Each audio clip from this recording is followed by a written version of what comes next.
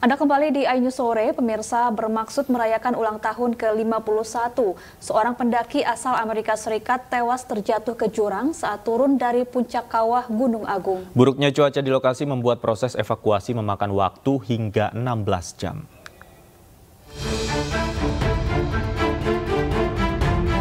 Seorang wisatawan asing asal Texas, Amerika Serikat, Calvin Anderson, terjatuh ke jurang sedalam 25 meter saat perjalanan turun dari puncak kawah Gunung Agung pada Jumat pagi.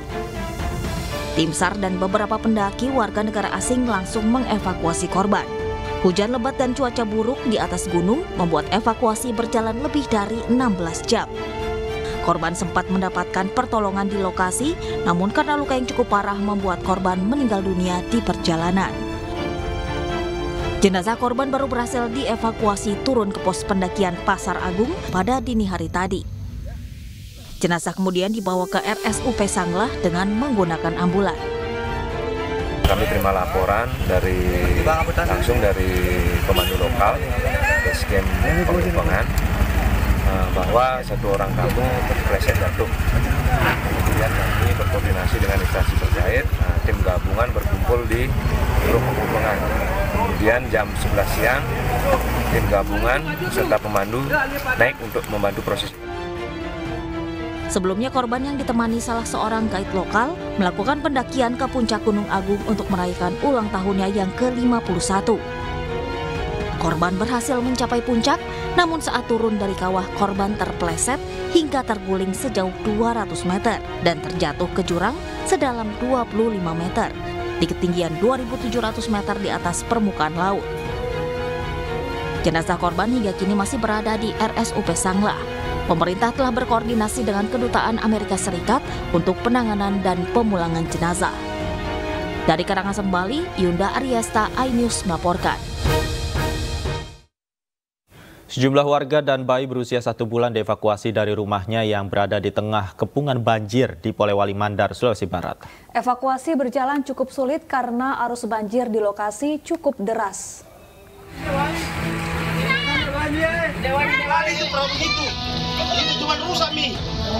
Evakuasi warga dan bayi yang berusia 1 bulan di lokasi yang terkepung banjir di Polewali Mandar, Sulawesi Barat berjalan dramatis. Tim SAR harus berjibaku melawan derasnya luapan Sungai Mandar menuju ke desa terdalam. Bahkan untuk memasuki desa tersebut, petugas terpaksa menggunakan tali yang diikat di pepohonan agar tidak hanyut terbawa arus deras air, di mana ketinggian banjir mencapai 1 meter lebih.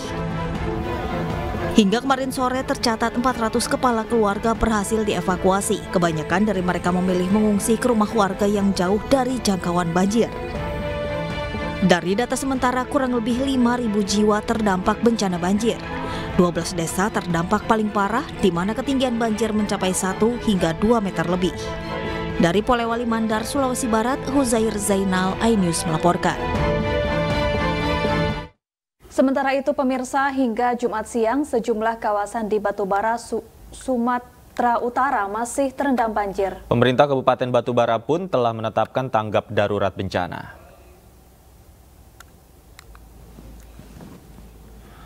Salah satu lokasi terparah yang terendam banjir berada di Desa Simpang Gambus, Kecamatan 50, Batubara. Ratusan rumah warga terendam banjir akibat luapan Sungai Gambus dengan ketinggian banjir hampir mencapai 2 meter. Berdasarkan data BPBD, Batubara, banjir yang terjadi dalam beberapa hari terakhir telah berdampak pada 1.200 kepala keluarga yang tersebar di 3 kecamatan, yaitu Kecamatan 50, Kecamatan 50 Pesisir, dan Kecamatan Seisuka. Bupati Batubara Zahir mengatakan pihaknya sudah berkoordinasi dengan pemerintah Provinsi Sumatera Utara untuk penanganan banjir di Batubara, seperti menyiapkan posko pengungsian, posko kesehatan, dapur umum untuk penanganan para korban banjir.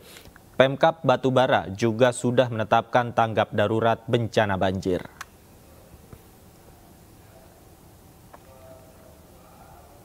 Malam kayaknya sudah ditetapkan, karena tanggap darurat itu sebaik kejadian 24 jam atau 3 kali 24 itu harus segera kita tetapkan. Sambil nanti masing-masing instansi menghitung.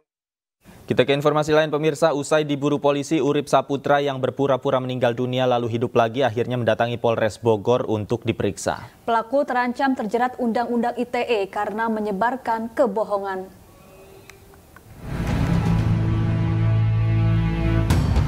Setelah sempat dicari-cari, pria bernama Urip Saputra yang membuat gempar karena dinarasikan meninggal lalu hidup lagi, mendatangi Polres Bogor bersama sang istri untuk jalani pemeriksaan. Polisi mendalami dugaan skenario palsu Urip Saputra yang meninggal dunia lalu hidup lagi atau mati suri.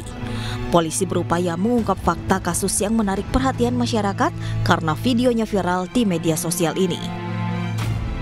Sebelumnya kasus mati suri yang menimpa seorang rohaniawan di Bogor, Jawa Barat menggemparkan warga. Urip dikabarkan meninggal dunia oleh keluarganya, namun yang mengejutkan ketika ia hidup kembali saat peti mati akan ditutup oleh pihak keluarganya.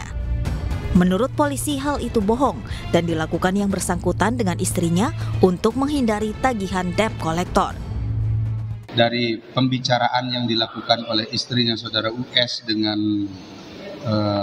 driver ambulan itu, bahwa istrinya berkeluh kesah sedang dihadapkan oleh utang yang melilit keluarganya dan banyak yang menagih. Nah, ini juga kami sedang lakukan pendalaman. Atas perbuatannya, Urip dan istrinya terancam Undang-Undang ITE akibat keributan yang ditimbulkan dari perbuatan bohongnya.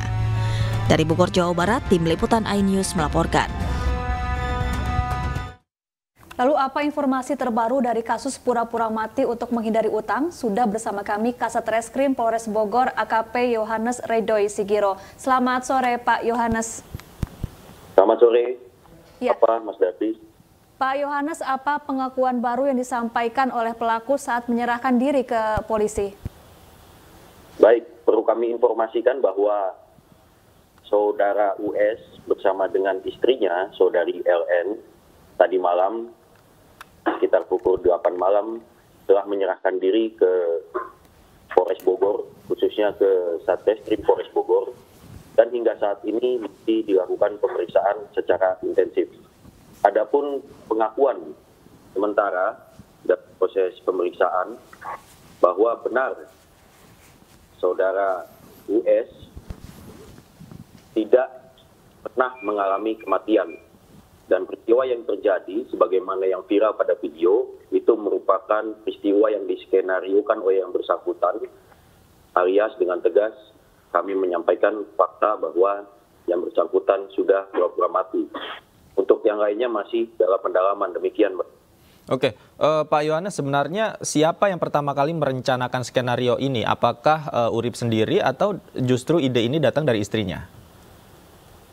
Baik, menurut hasil pemeriksaan dari keterangan suami istri ini, memang saudara US sendiri yang berinisiatif dan mempunyai ide awal melakukan aksinya ini.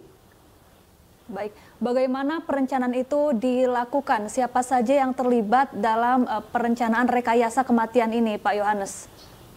Baik, untuk hal tersebut, baik peran-peran maupun kronologi sebagaimana ditanyakan oleh Mbak Safa tadi masih dalam pendalaman kami.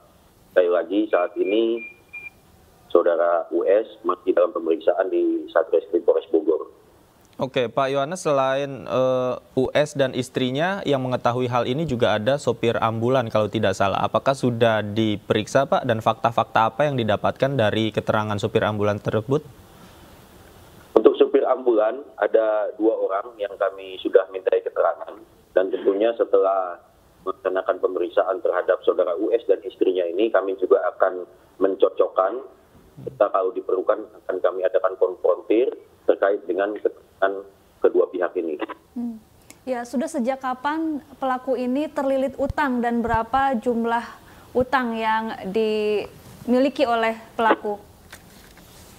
Baik, untuk saat ini yang bisa kami sampaikan bahwa menurut pemeriksaan hingga saat ini, yang bersangkutan benar mengaku bahwa salah satu motif untuk dilakukannya perbuatan ini atau pura-pura mati ini memang karena yang bersangkutan terlilit hutang. Tapi untuk jumlahnya dan lain sebagainya masih dalam pendalaman.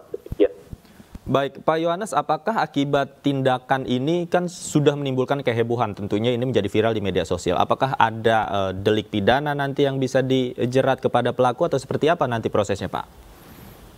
Tentunya hal itu bisa kita simpulkan nantinya ketika seluruh proses dari penyelidikan dan pemeriksaan saksi juga si pelaku ini sendiri, saudara US, sudah selesai. Itu, Mas Davi. Ya. Apakah polisi juga akan memeriksa kondisi psikologis dari pelaku, Pak? Baik, saat ini pemeriksaan masih berlangsung. Memang ada alternatif tersebut yang bisa kami laksanakan. Tapi sekali lagi, pemeriksaan masih berlanjut. Kami sambil melakukan pemeriksaan sambil melihat kondisi psikologis yang bersangkutan. Jika nantinya diperlukan, tentunya kami akan melaksanakan hal tersebut.